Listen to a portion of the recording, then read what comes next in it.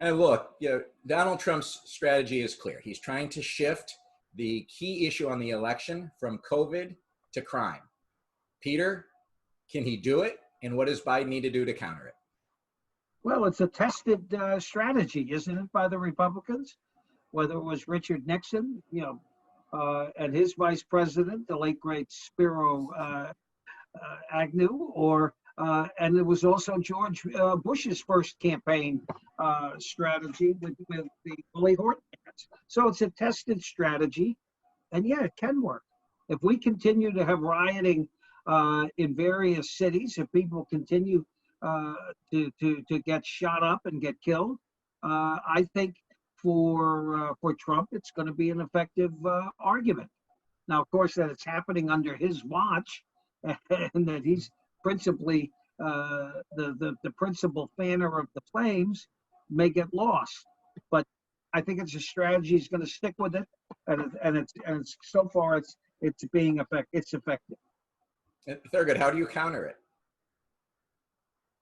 Well, part of the optimism I have that it can be countered is the poignant fact that these protests and the attendant violence, the unfortunate violence that has developed around them, has come at a time where we lost John Lewis, who during his era of protesting faced some similar challenges. The movement was mischaracterized by Southern political leaders at the time in the 60s as those agitators from the North causing trouble in our communities. And that same sort of unfortunate dynamic is in play here, but I do believe that the vast majority of people, particularly people susceptible to the Biden message, recognize that the violence that has occurred is absolutely unrelated to what prompted these protests. It is abhorrent and, as the Vice President said today, ought to be condemned and dealt with. And I think that the silver lining in this is that the protests themselves have legs, and that effort to influence policy is going to carry into the election. It's more a matter of trying to make sure that he can get that message across, that the vast majority of people are linked arm in arm, that what prompted these protests is absolutely abhorrent and needs to be dealt with, and the kinds of policymakers who can address that and tackle it are not the ones like the president who are in effect fueling these problems. So it's a complex argument, but I do believe that people understand what's going on here, and they also understand the game that the president is playing. Right, but his game is right. His electoral strategy is threefold, right? One, deepen the base, so you get more of his voters who didn't vote last time to come out, primarily white, non-college educated men. Second, peel off, if you can even peel off a few Democrats, predominantly black men, like he was able to do in 2016, and at least keep them voting from Biden. That helps him. And then third, scare the suburbs. Peter, it's a cynical strategy, but will it work at the end of the day? Well, I think Joe did a pretty good job today speaking out against it. He's going to continue to speak out against it, and it really goes to the core of the American voter. That are they going to buy this vision of America that Trump is promoting, and are they going to vote for it? And I find it hard to believe that they will, but say that this kind of race baiting fear has worked in the past. Right, but if the debate now is on crime, and if it's on how to handle crime, and it's not on COVID, and it's not on racial justice, and it's not on bringing the country together, doesn't that help Trump? Of course it does. That's his whole point. If Joe is going to have to turn this argument back onto the COVID fiasco that has cost tens of thousands of lives. He's got to underscore that the economy is not bouncing back, that the unevenness of the economy continues to favor the uber wealthy, and he's going to speak about that there is a light at the end of the tunnel, and it's his campaign, and it's his cabinet, and it's his future, as he describes him, and I think he's going to do that. So Thurgood, do you worry that this election is going from being a referendum on Trump to being a choice between Trump and Biden with a focus on crime and civil unrest? Well, I think I'm gonna part ways with you on the phrasing, because it's hard for me to accept that as the choice at this point. I know you think that that's the risk. You're not suggesting it is the problem, but I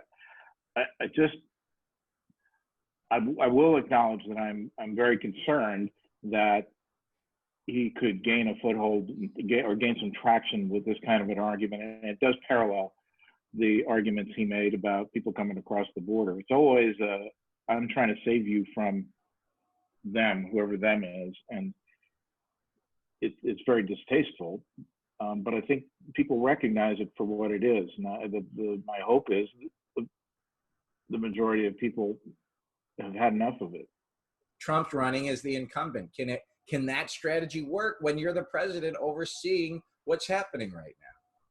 He's had the extraordinary ability to portray himself as a non-incumbent almost. You know, when he talks about the swamp, you know, Christ, he's created the swamp. Yet somehow he's not been tagged with it. When he talks about, you know, the deep state and the corruption, I mean, it's his administration. You know, his cabinet has been the most corrupt in recent memory. But he has the extraordinary ability to dominate the conversation in ways that Democrats have not been able to yet crack the code. All right, so we'll close on this question. There's clearly no referee, you know, in this battle. There's no one saying you got to follow the rules and then enforcing the rules. So given that there are no rules, Peter, what should the Biden campaign be doing for the next 2 months, or at least the next week? The Biden campaign strikes me as being, you know, ponderous isn't the right word, but they certainly are not very adroit, and they are not coming back at Trump in a way that gets under his skin or makes people see him for what he is, or that's even funny.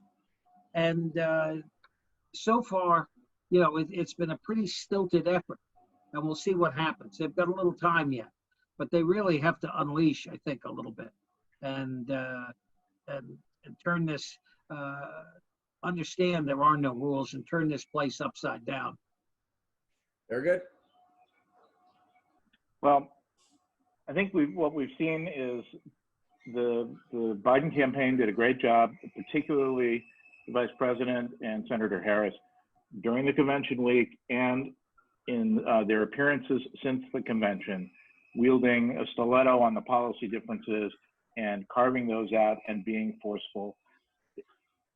Their level of focus and attack, I think, is calibrated about right. But Peter mentioned earlier that there's been sort of a shortcoming on the surrogates front, and surrogates can afford to be a little harsher, I think.